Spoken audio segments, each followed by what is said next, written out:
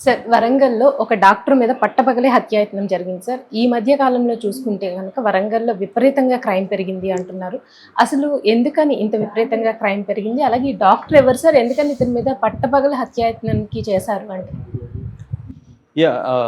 Doctor Sumanth Reddy ఆయన కాజీపేటలో clinic నడుపుతాడు. ఆయన మీద నిన్న వరంగల్‌లో ఆహ్, హత్యాయత్నం జరిగింది. ఇది ఒక్కసారిగా తెలంగాణలో ఒక సంచలనాత్మక సంఘటనగా మారుమోగిపోయింది. ఎందుకంటే ఉమ్మడి వరంగల్ జిల్లాలో హత్యలు, హత్యాయత్నాలు విపరీతంగా జరుగుతున్నాయి. లాస్ట్ ఇయరు పోలీస్ స్టేషన్‌లో నమోదైన హత్యలే 35 ఉన్నాయి. అవి కాకుండా 120, 102 హత్యాయత్నాలు అటెంప్ట్ మర్డర్ కూడా జరిగాయి. గత 6 నెలల్లో 6 నెలల్లో తీసుకుంటే 24 హత్యలు జరిగాయి 6 మంత్స్‌లో. అంటే వారానికి ఒక హత్య జరుగుతోంది వరంగల్‌లో. దీంట్లో మామూలుగా వరంగల్‌ని ట్రై సిటీ అంటారు. వరంగల్, కాజీపేట, హనుమకొండ 3 కలిసి ఉంటాయి. అవును సార్. మనకి ఎట్లాగైతే ఇక్కడ జంట నగరాలు అంటారు, అక్కడ ట్రై సిటీ ట్రై అంటారు. సిటీ అంటారు. మామూలుగా ఒకప్పుడు వరంగల్లు, ఓరుగల్లు అని పిలుస్తారు. ఒకప్పుడు అది విప్లవాల పురిటి గడ్డ కూడా వరంగల్ అంటేనే విప్లవాల పుట్టినిల్లులాగా ఉండేది. అట్లాంటిది ఇప్పుడు మూక హత్యలు, వ్యక్తిగత హత్యలు, దాడులు, రియల్ ఎస్టేటు, సో కాల్డ్ వివాహేతర సంబంధాలు, వీటి వల్ల ఇలా రకరకాల కారణాలతో వరంగల్ ఏంటంటే ఒక రకంగా తెలంగాణకు అనఫిషియల్ క్యాపిటల్ అని కూడా పిలుస్తారనమాట. ఆ స్థాయి నగరం ఇప్పుడు ఇలాగా వైలెన్స్కి ఆనవాళం అయిపోయిందన్న ఒక భయాందోళన ఉంది. మొత్తం రక్త చరిత్ర అని చెప్తున్నారు. ఈ డాక్టర్ సుమంత్ రెడ్డి ఈయన ఎందుకు చంపడానికి అంటే ఈయన అవును సార్. ప్రాణాలతో అయితే బతికాడు. ఈయన మామూలుగా రోజులాగే 9 క్లినిక్ నుంచి 9 ఇంటికి వెళ్తాడనమాట కారులో. ఆయన బట్టుపల్లి రోడ్లో వెళ్తూ ఉంటే బట్టుపల్లి వైపు సడన్గా కొంతమంది బైకుల్లో వచ్చి ఆయన కారుకి అడ్డపడి కారులో నుంచి ఆయన్ని బయటికి లాగి ఆయన్ని కత్తులతో పొడిచారు. చనిపోయినాడు అనుకొని వెళ్ళిపోయారు. తర్వాత ఈ లోపల అక్కడున్న జనం చూసి పోలీసులకు ఫోన్ చేశారు. కాజీపేట పోలీసులు వచ్చి ఆయన్ని తీసుకొని వెళ్ళారు హాస్పిటల్కి. కొన ఊపిరితో ఉన్నాడు కాబట్టి ఫస్ట్ ఎయిడ్ అయితే చేయగలిగారు. ఎంజిఎం హాస్పిటల్కి తీసుకెళ్లారు. అక్కడ నుంచి అక్కడ వాళ్ళు కాదంటే ఒక ప్రైవేట్ హాస్పిటల్ ఉన్నాడు. ఇప్పుడు ఏదేమైనా ఆయన ప్రాణాలతో కొట్టుమిట్టాడుతున్నట్టుగా చెప్తున్నారు. అయితే ఈ ఒక్క రోజులోనే గురువారం ఒక్క రోజులోనే 3 హత్యలు జరిగాయి వరంగల్ జిల్లాలో. ఒకటేమో పెళ్లి వేడుకల్లో ఒక అటాక్ జరిగింది. పెళ్లి వేడుక జరుగుతూ ఉంటే సడన్గా 2 గ్రూపులు కొట్టుకున్నారు, కత్తులతో పొడుచుకున్నారు. 4 కత్తిపోట్లు జరిగాయి అనమాట మేడిపల్లి దగ్గర హసన్పర్తి మండలంలో. అది కాకుండా చంద్రశేఖర్ అనే అతను వాళ్ళ భార్య అనిత మీద దాడి చేశాడు. దాంతో వాళ్ళ కూతురు, వాళ్ళ అత్తమామ అనితకి సపోర్ట్గా ఇతను ఆపడానికి వస్తే వాళ్ళని కూడా పొడిచాడు. కూతురికి, అత్తమామలకు కూడా సీరియస్ గాయాలైనాయి. అది సంఘటన జరిగింది. అట్లాగే డిసెంబర్ 2వ తేదీ కూడా ఒక బ్యాంక్ మేనేజర్, ఆయన పేరు రాజమోహన్, ఆయన్ని చంపేశారు ఇలాగే. మనం మొన్న చెప్పుకున్నాం భూపాలపల్లిలో రాజలింగమూర్తి, ఆయన అది ఇంకా కూడా సంచలనంగానే ఉంది. ఆయన ఎవరు చంపారనేది ఇంకా తేలలేదు. కానీ ఆ అంటే చంపిన వాళ్ళని అయితే పట్టుకోగలిగారు. ఎవరు చంపించారనేది ఇంకా తేలట్లేదు. వాళ్ళ భార్య సరళ ఏమో బీఆర్ఎస్ వాళ్ళు చంపించారని చెబుతుంది.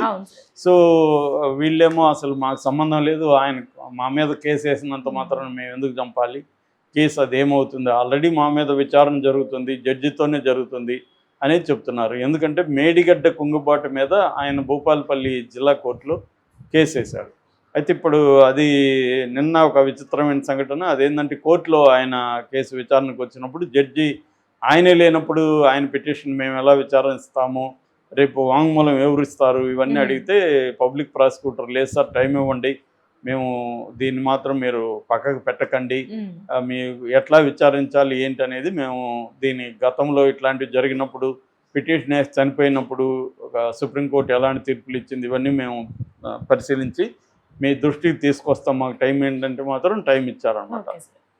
సో అది కానీ ఒకవేళ ఆ పిటిషన్ విచారిస్తే అప్పుడు ఒకవేళ బీఆర్ఎస్ దీని వెనకుండి చంపించుంటే వాళ్ళ ప్రయోజనం నెరవేరదు.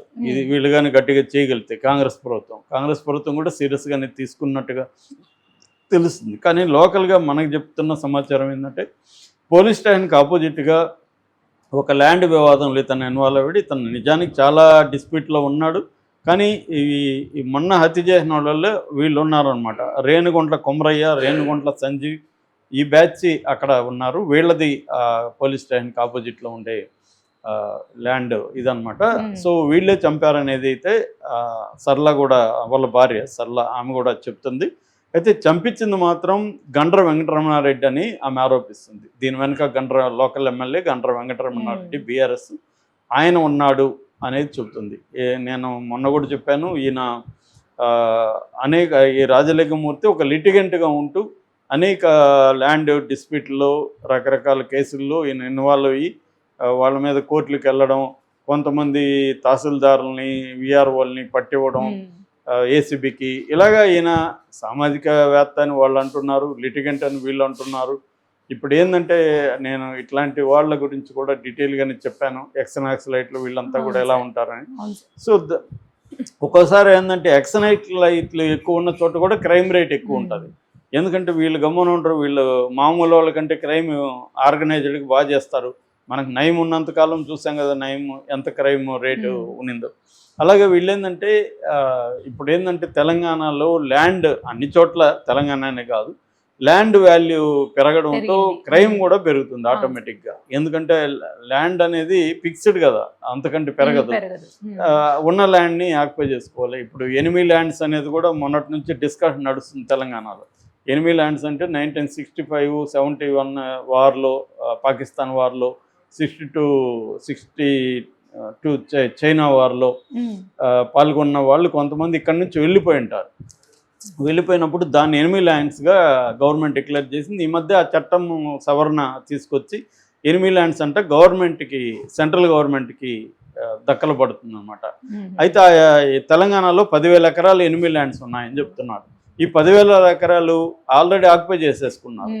సో ఎవరు ఉండరు కాబట్టి వీళ్ళు వెళ్ళిపోయి ఉంటారు, వీక్గా ఉంటుంది. సో నిన్ననే తిరుపతిలో వేరే మా బంధువు ఆయనతో మాట్లాడుతుంటే చెప్తున్నారు అక్కడ కూడా విపరీతంగా ల్యాండ్ ఆక్యుపేషన్స్. ఎందుకంటే మామూలుగా వీళ్ళ మోడస్ ఆపరెండి ఏంటంటే ఒక ల్యాండ్ ఆక్యుపై చేసుకోవాలంటే దాని ఓనర్ ఎవరని విచారిస్తారు. ఆ ఓనర్ బలహీనంగా ఉండి, అంటే వాళ్ళకి పెద్ద సంబంధాలు లేవు, ఎప్పుడో తరతరాలకు ల్యాండ్ వచ్చి ఉంటుంది కానీ వాళ్ళకి ఏమీ ఇన్ఫ్లుయెన్స్ చేసే అంత ఏమి ఉండదు. అలాంటి సెలెక్ట్ చేసుకుంటారు. ఇక్కడ ఒక్కొక్కసారి రెవెన్యూ అధికారులు కూడా ఈ రికార్డ్స్ చూసి ఎవరెవరు ఓనర్స్, వీక్ ల్యాండ్స్ ఎక్కడెక్కడ ఉన్నాయి, వీక్ ఓనర్స్ ఉన్న ల్యాండ్స్ ఎక్కడెక్కడ ఉన్నాయి లిస్ట్ ఇచ్చేస్తారు వీళ్ళకి డబ్బులు ఇస్తే. సో వీళ్ళు ఏం చేస్తారు, వాళ్ళ ఓనర్స్ని బెదిరించి కొంత డబ్బులు ఇస్తాం తీసుకోండి, లేకపోతే మేము మొత్తం ఆక్యుపై చేసుకుంటామని కొంత డబ్బులు ఇచ్చి రిజిస్ట్రేషన్ చేసుకుంటారు. లేదు దొంగ రికార్డులు కూడా క్రియేట్ చేస్తారు. అలాగా ఎక్కడైతే ల్యాండ్ వాల్యూస్ ఎక్కువ ఉన్నాయి అనే చోట్లంతా క్రైము ఎక్కువ ఉంటుంది. ఈ వరంగల్ దీంట్లో కూడా ఇది వన్ ఆఫ్ ద రీజన్స్ అని ప్రధానంగా చెప్తున్నారు. ఈ డాక్టర్కి కూడా మరి అలాంటి ఏమన్నా ఉన్నాయా?